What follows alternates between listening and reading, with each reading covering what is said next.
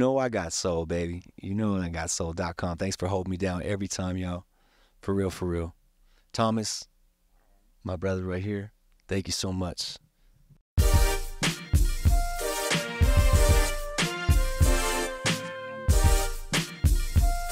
Man, first of all, I gotta say, I'm not gonna act like I'm not a fan in this interview, because I absolutely am. You know what I mean? And Well, you thank just you. killed that performance. That makes me even more just amazed by how much of a legend you are. I know you've been hearing it the whole night, but you really are a legend. Oh, well, thank you And so this is much, coming sir. from someone who was 25.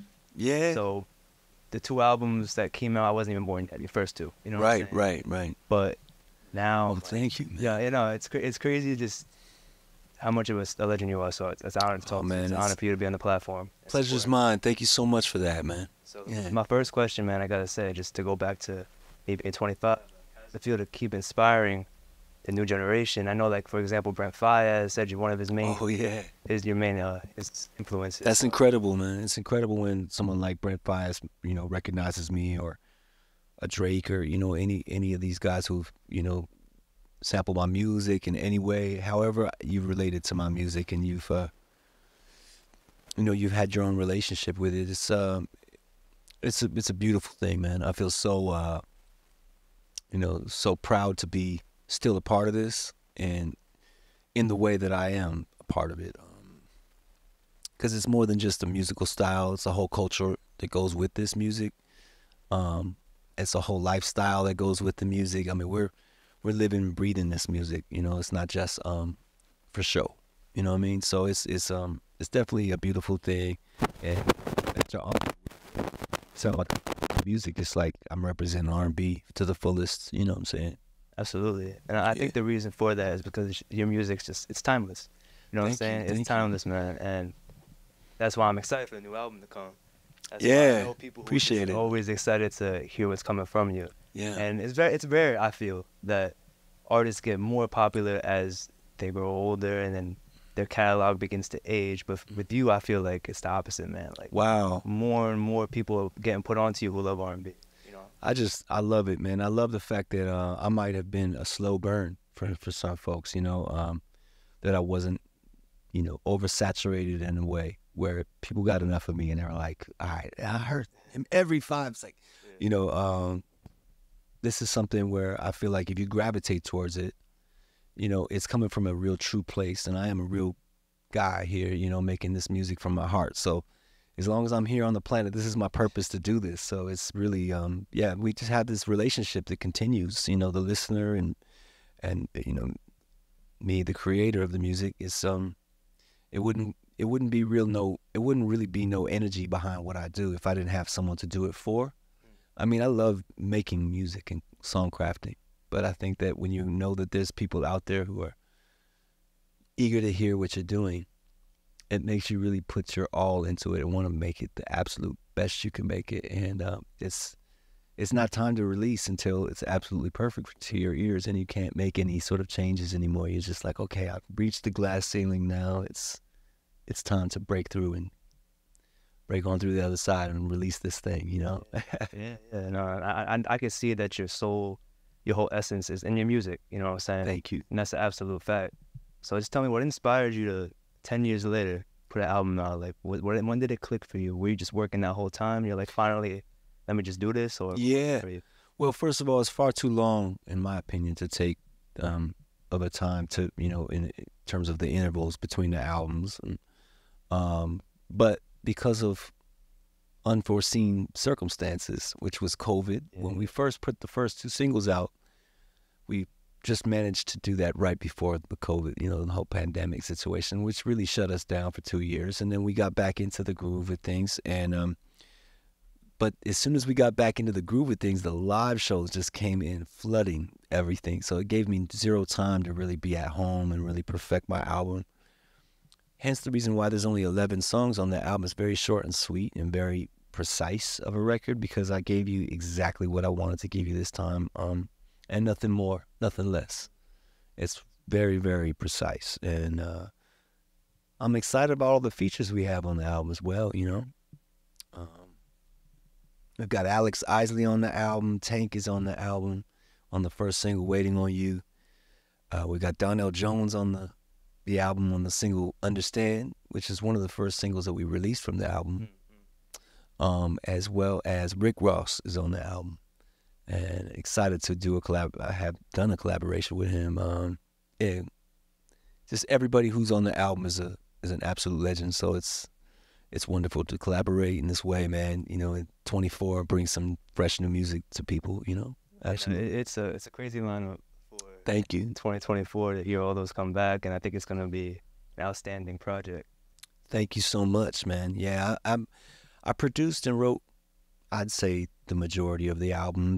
Absolutely, you know, it's like 90% me as far as the production. And Brady Watt features on the first single, Waiting on You. He produced the track for that. So big up Brady Watt. And I want to big up Tank as well for being on the song. You know, he's an incredible part of that song, and integral part of what makes that song so great, and really took it over the top. For me, you know, surpassed all my expectations. So it's nice to be back with some new music, but even more so when you can share the spotlight with, you know, somebody that you guys have earned your flowers together, you know, and it's taken a lot of years of dedication, a lot of performing, and a lot of writing. So Tank reminds me a lot of myself in terms of the way that how involved with his music he is. So for him to compliment me in this way by really loving what I did, what I wrote, and not wanting to change it, but just add to it and just, you know, just go in. Yeah, man, he killed it. And that brings me to my next question, actually. Like, you just mentioned the writing and producing it. Like, has it gotten harder or easier for you? Like, you find yourself running into a wall, like, damn, I made this already, like, 20 years ago. I feel like I did the same thing. Yeah. Hard to innovate, or do you feel like you're more comfortable now? I feel more comfortable now, and much more like the times now are even more eclectic than they were in terms of like the audience. We have much more of an eclectic, open audience to so many different genres now are okay to sort of like collaborate with R&B, you know, that there's a far more of an open-eared audience in this day and age than there was in the 90s. Although I love the fact that we were innovating back then. We were collaborating hip-hop with R&B for the first time, and radio stations didn't want to play rap that played R&B, and R&B didn't want to play, you know what I'm saying? So it was an interesting time to be a part of something where you were kind of new and fresh, and no one else was sort of following in them same footsteps. You know, when Tupac and I put out "Are You Still Down," that was a very, very trailblazer record. You know, no one told us it was okay to collaborate, and we just sort of did it. And this is, you know, before any sort of like collaborating between. I think that, you know, you saw race, you know, interracial collaborations in terms of like black and white people working together, but at the time there wasn't a whole lot of that. And especially with a rapper like Tupac collaborating with, you know, an R&B guy. I mean, he had done stuff with Danny Boy and things like that, but no one of my persuasion and my, you know what I mean? Nah, for sure. My background. So it was like really dope for him to take me under his wing and say, let's collaborate, you know, and trust that I was going to bring something that was dope. And I think he knew even before we got in the studio that we were going to make some classic. So yeah, no, but it's situations like that I live for, you know, that whole innovation and collaborating. Let's take some chances. Let's take some risks, you know. I love to hear that, just because, like I said, I'm 25, so I don't know what was going on back then, but to hear the story and just, because the song obviously is to this day out there. Yeah, thank you. And now it feels like you're right there, you know what I mean? Like, still in the spot, still in the pocket. Yeah, man. So it's just amazing to see. But to go back to the album, Waiting on You, and the single with Tank, I'm just curious, like, how is the rest of the album going to sound? Is it similar to that vibe? Yeah. I don't mean to cut you off, but comparing it to Stronger Every Day with the single with Tank, I'm really feeling this more, which is great. Oh, wow. That's awesome, man. Thank you so much. That means a lot to me. Yeah. It's not the first time that, you know, I'm glad you mentioned that about Stronger Every Day, because that was the first time that Tank and I had collaborated. He wrote and produced a song for me called Lately on there that was a single from that album. And he also did a collaboration with me on a song I wrote, produced called Stronger Every Day, which was the title for the, you know, title track for the album. And he came and wrote his verses, and based off of what I was telling him the subject matter was about. I was like, let's reminisce about our old shorties, you know what I mean? And how it used to be when life was simple before we got into the industry. And, you know, and I was like, all right, I'm going to talk about my prom night. You know what I mean? I'm going like way back. Oh, yeah, way back. You know, to high school. And then he went in on some like modern day times where he's like, you know, it used to be this, now it's, you know, it used to be watching, you know, videos. I forget what the lyrics say, but it's now it's like flat screens and jacuzzis, videos and video groupies. You know, like, you know, it was a really dope lyric. And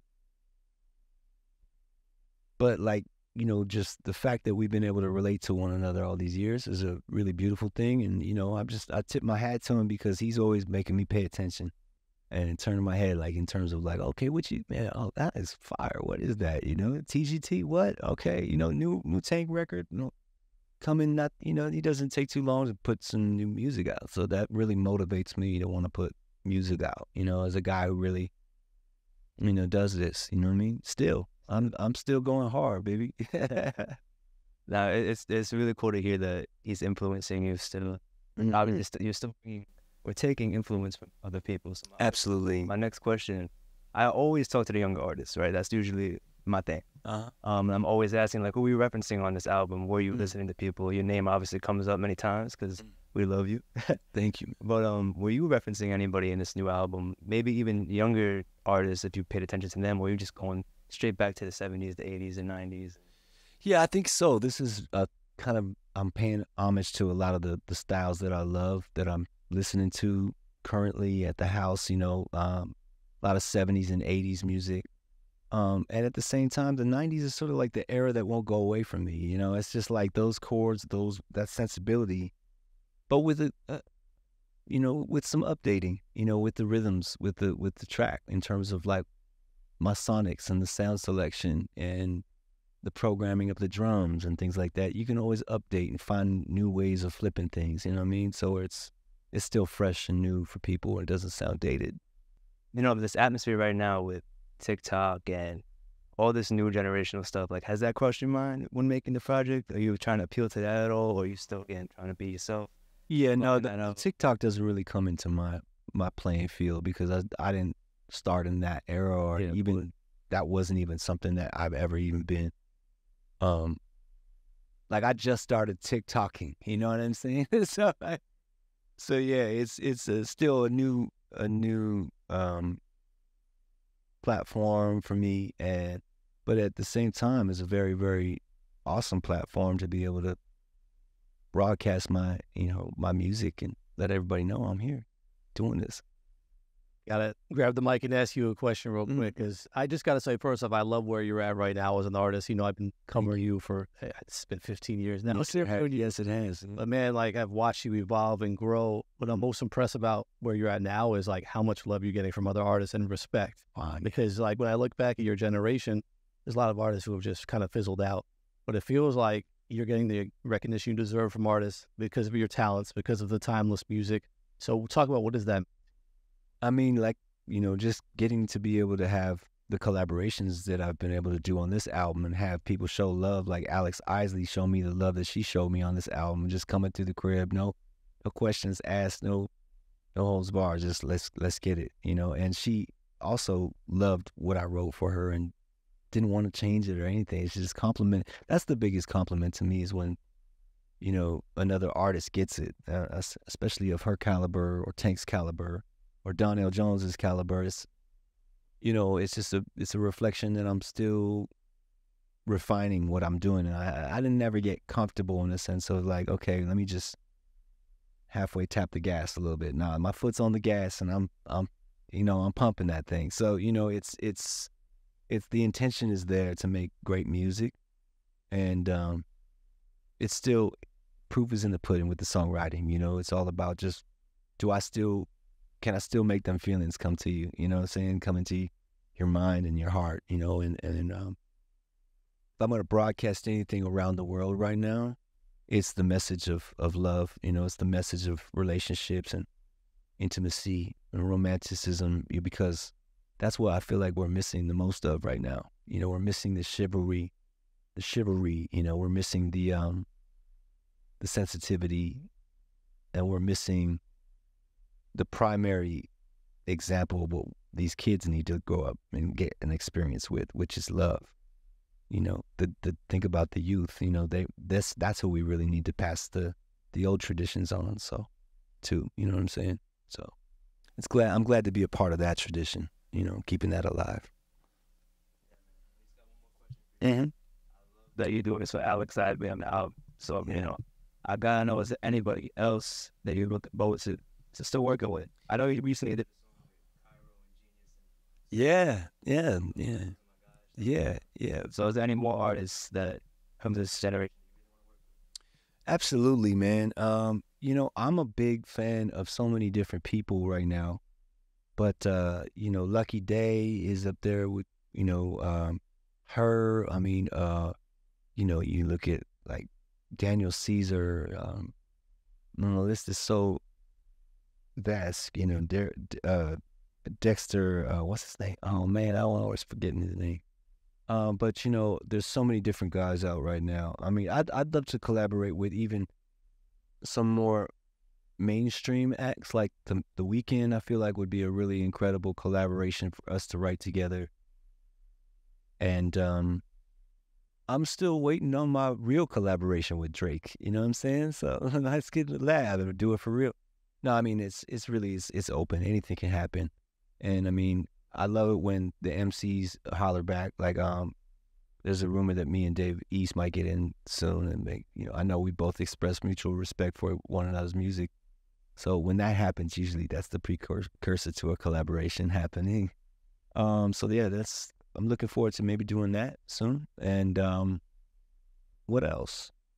I'm actually doing a show called Collabs coming up. I'm going to be collaborating with a young up-and-coming aspiring artist. She's a female, and she's you know, she's kind of like an Erykah Badu almost, like, type of voice. So that's going to be a cool thing to show people, you know. It should be a series, I think, coming up on Netflix. It's called Collabs. So yeah, look out for that. And new album is my main thing. We're doing a full tour for this album, so catch me in a city near you very soon. Absolutely. We're supporting the brand, showing mutual respect with us. We love you. We're always gonna keep bringing your name up in R&B, and I'm looking forward to everything you're doing and everything you already did in the past. Thank you so much. You know I got soul, baby. You know I got soul.com. Thanks for holding me down every time, y'all. For real, for real. Thomas, my brother right here, thank you so much.